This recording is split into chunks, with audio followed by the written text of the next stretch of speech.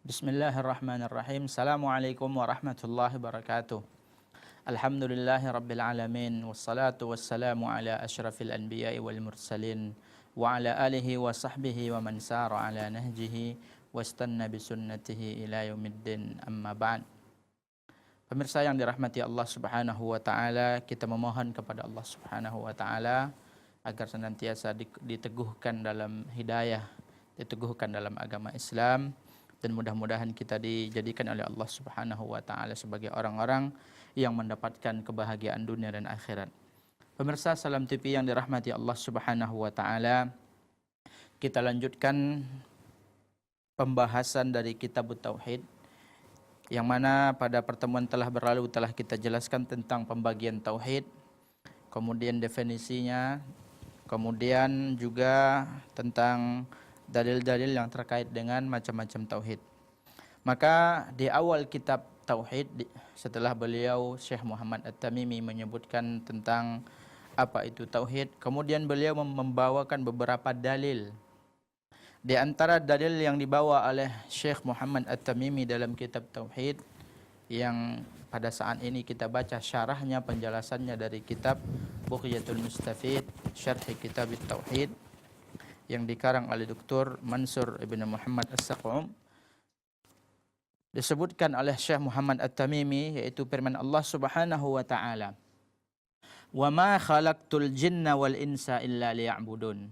Ayat pertama yang beliau sebutkan adalah ayat ini, yaitu ayat yang sangat kita kenal. Allah Subhanahu wa taala berfirman, "Wa ma khalaqtul jinna wal insa illa liya'budun." Dan tidaklah aku menciptakan jin dan manusia melainkan untuk beribadah kepada Allah Subhanahu wa taala. Dalam ayat ini Allah Subhanahu wa taala menjelaskan kepada kita tugas dan amanah yang Allah embankan kepada kita sebagai makhluk Allah Subhanahu wa taala. Jadi kita ini diciptakan oleh Allah Subhanahu wa taala dari tidak ada menjadi ada untuk suatu tujuan yang sangat agung, yaitu tujuan beribadah kepada Allah Subhanahu wa taala. Apa itu ibadah? Syekhul Islam Ibnu Taimiyah menyebutkan ibadah itu adalah ismun jami'un likulli ma yuhibbuhu Allah wa yardahu minal aqwali wal af'al, az-zahir wal batin. Syekhul Islam Ibnu Taimiyah memberikan definisi terhadap ibadah, bahwasanya ibadah itu adalah setiap sesuatu yang dicintai oleh Allah Subhanahu wa taala. Baik itu merupakan perbuatan maupun perkataan, baik yang zahir maupun yang batin, dicintai oleh Allah dan dicintai oleh Rasulullah sallallahu alaihi wasallam, maka itu adalah ibadah. Dan tujuan kita adalah untuk beribadah kepada Allah Subhanahu wa taala. Makanya kalau ada orang beribadah kepada selain Allah, maka dia telah melenceng dari tujuan yang Allah tetapkan. Dalam Al-Qur'an Allah Subhanahu wa taala menyebutkan bahwasanya kita ini diciptakan bukan untuk suatu hal yang sia-sia. Kita ini diciptakan oleh Allah untuk menciptakan hakikat ubudiyah yang sempurna kepada Allah, untuk menjadi hamba Allah yang hanya beribadah kepada Allah Subhanahu wa taala semata. Dalam surah Al-Mu'minun ayat 115 Allah berfirman, "Afa hasibtum annama khalaqnakum abatha wa annakum ilaina la turja'un." Wahai manusia, apakah kalian mengira kami tersebut menciptakan kalian abatha, untuk suatu yang sia-sia, untuk suatu yang tidak jelas, wa annakum ilaina la turja'un, dan apakah kalian menyangka dan mengira nanti kalian tidak akan dikembalikan, tidak akan dibangkitkan oleh Allah Subhanahu wa taala. Maka ini harus kita perhatikan.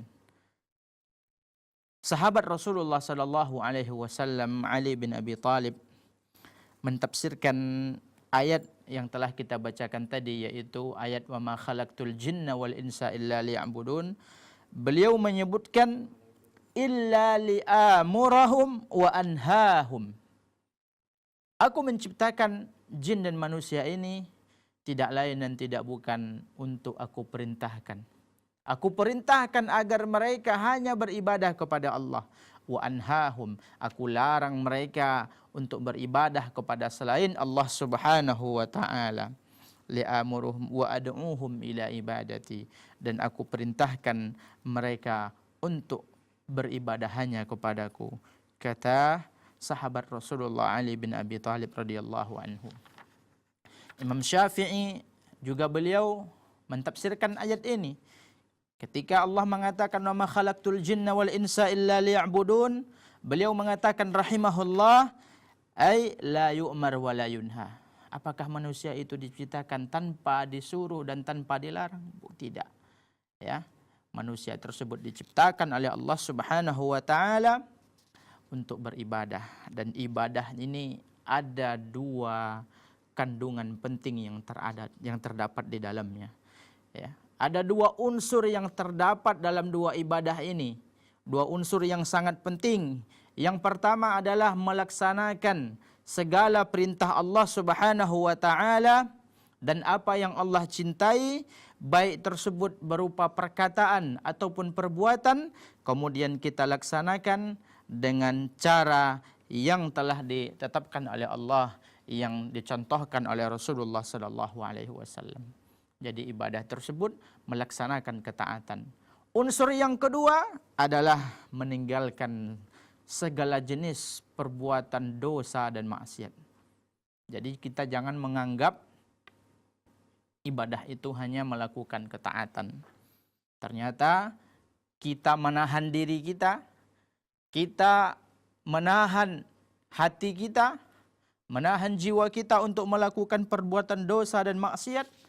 Kita meninggalkan perbuatan syirik, kita meninggalkan perbuatan hal-hal yang dilarang oleh Allah Subhanahu wa taala, maka ini merupakan ibadah.